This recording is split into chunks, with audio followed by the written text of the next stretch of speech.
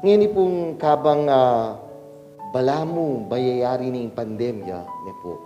Nakala po ring taong madidismaya, ne po. Mumuna, bakit? Kasi ngayon pababano ring kaso na ning coronavirus kaya kakatang bansa, ngayon naman ating mababalitang baryong variant, ne po, yung Omicron. Kaya hapin po ding aliwa ko kutangda, kapilan pa mayari ini. Ne po. Ding aliwapin po, sabi da, sana naman milabas pa mo yung Pasko. Bayo sana datang ining bayong variant king kakatamong bansa. Kaya ba't po, kadwa, ngayon mo naman pong panahon na medyo mag-recover no ring tao, manibat king karelang pangalugmok uli na nining pandemyang iti. Makalungkot ing balitang dakal na rening mag-scam. Po. Dening king text, king social media, at actually mo, po text ang po pang social media. Ning kahit king mismong face-to-face persons, ne po. Ning kahit kilala mo ni, kaya ba't lokwa na ka pa, ne po. Karening investment, ne po. Karening pyramiding, ne po. Miyayaliwala, rening bagi-baging lulto ngining panahon na ini. Andyapin po, ning kahi, reng aliwa, ditakda na ang panakitan, savings ne po. Mag-alaswerte la, balada, nung mag-invest la, nung mamyelang pera, o kaya nung itang sasabyan ng obra kanu, ne po, itang abonwan me pa mo, kebat kaya rin nanita kwa nandiyarin keka, kebat tumubo ka, ne po. Detang makanta, dakal na ring they take the opportunity, balada, ne po. It will be a way to actually make life a little bit better, or at least make life like before the pandemic. Pero po, ning kaya dakal karela mafufrustrate. Bakit? Kasi ning kaya realize na may lokula. Ne po. That all their hope, itang karelang pag-asa, ala pala ka rin, ne po. Pala maging tuto, itang karelang buri, akwa, ne po.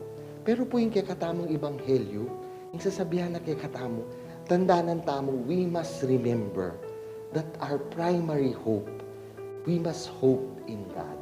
Yapin po yung kakatamong mumunang pamamasa, yan yung sasabihan na, binili mi yung kaming kapanayan king Ginoo. Binili mi yung pag-asa mi king apong Ginoo. King kakatamo pong ebanghelyo, nung lawenyo rening tao, ding lege da king harapan ng Jesus, ding egan-eganang masakit.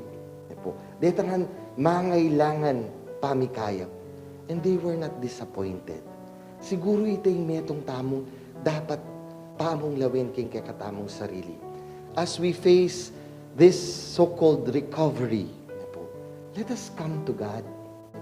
Kasi po ta, ing kakatamong akalingwan, ingapong Ginoo. Anyang makakulong tamongan, anyang libutad na ning pandemya, ing metong mong kakatamong pagsakdalan, yapin niya ingapong Ginoo. Ngening mag-recover tamo, pota, akalingwan tani ing Ginoo. Tandaanan tamo, He is our hope that does not disappoint.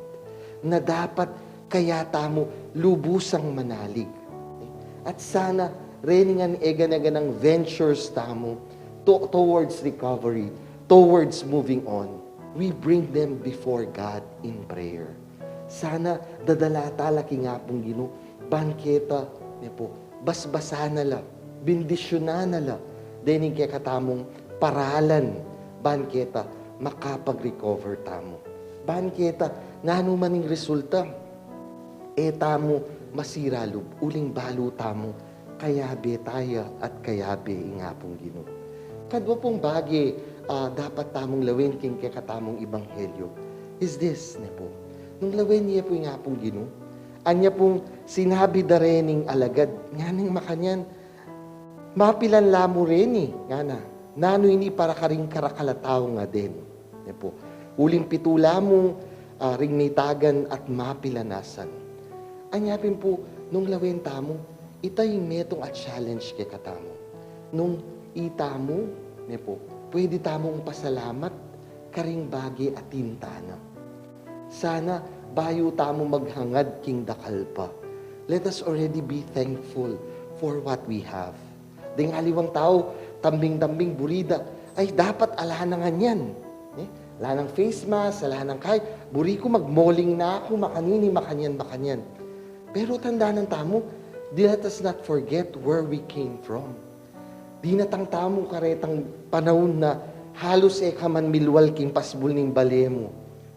Anyapin po, dapat kareni pa mong ditak. Let us be happy and be thankful with the small graces that we actually enjoy, so that we will show ourselves to be worthy of the bigger graces. Bankanta, mas maging karapat dapat tamo, mas pagkatiwala na katamo ni nga pong Ginoo, karening mas maragula grasya.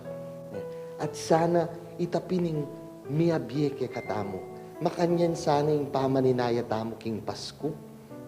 Advent is about showing God that we are grateful and thankful for the small graces, so that we become worthy and trustworthy of the biggest grace.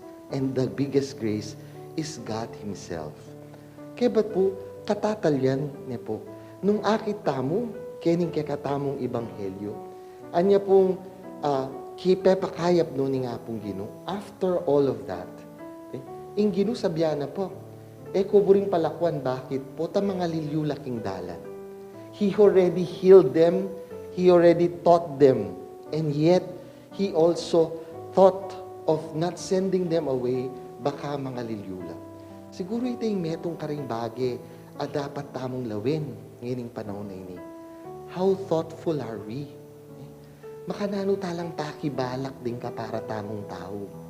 Balo mo, yung Pasko yamong masaya uli daretang regalong mga ragul. Yung Pasko yamong masaya uli na ning ken lamag paramdam detang balwat ng paparamdam. Ken lapanin tunan. Detang taong ning kay emo man akakit buong banwa. Ring ninong ang po pangninang hantingan danongan kanyan. Po. Pero sana, ing Pasko ipayawagan na kay katamo. Ing ipakilala na kay katamo. Na sana ing balang metong kay katamo. We think of others more than ourselves. Sana pakibalak tala. Ding aliwa, mas igit king kay katamong sarili. Ing Pasko di natangya, uling ing Diyos, pekibalak na katamo. Iniisip na katamo ni nga pong Ginoo, anyang itamo, makalugmok tamo king kasalanan at karalumduman. Anyapin sana, itamo mo naman. Let us be thoughtful of others. Not only this Advent, not only this Christmas, but if we are truly Christians, we need to know how to care and show our love towards one another. Anyapin po rin minunang Kristiyano. Emo po, they were called Christians because they could see how much they love one another.